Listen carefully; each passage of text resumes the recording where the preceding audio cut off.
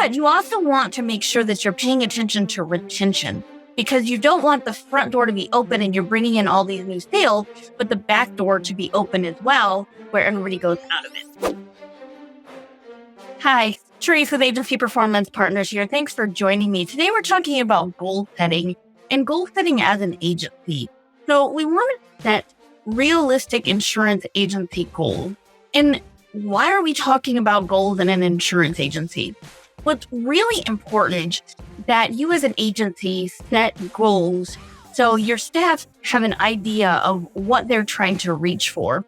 And you want to set like a 10-year goal. Where do you see the agency in 10 years? What do you have to do each year to accomplish that 10-year goal? What do you have to do then in each month to accomplish your yearly goal? And then have weekly goals that go along with it. So you have to build from your larger goal down to your smaller goal.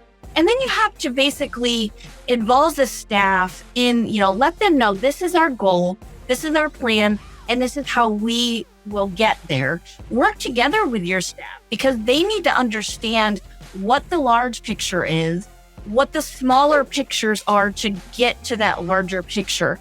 And you want them to be on board because you want them to feel successful.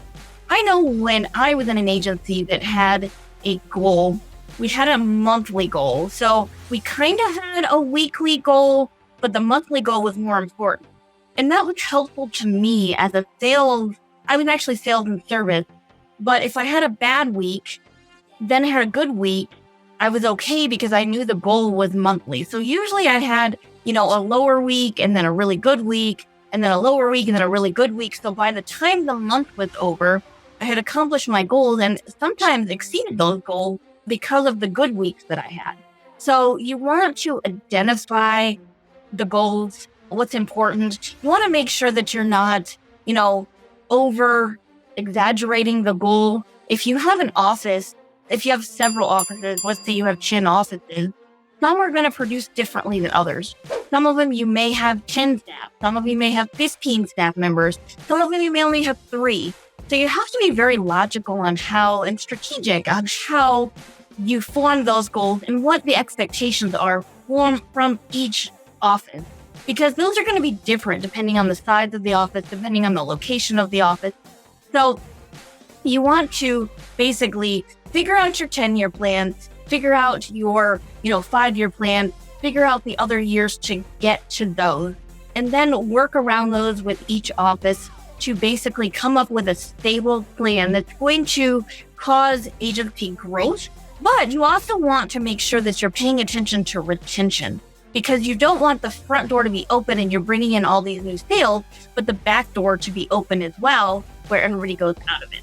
So be strategic about your growth, including your new business and your retention, being mindful of what your 10-year plan is, your 5-year plan, and then your yearly plans to get to those, how big your offices are, the locations that they're at, and basically focusing on your new business and your retention. You want to make sure that you're thinking about all of those. Hopefully that will help you get forward into starting to get an idea of those plans, those agency goals that you need to get to.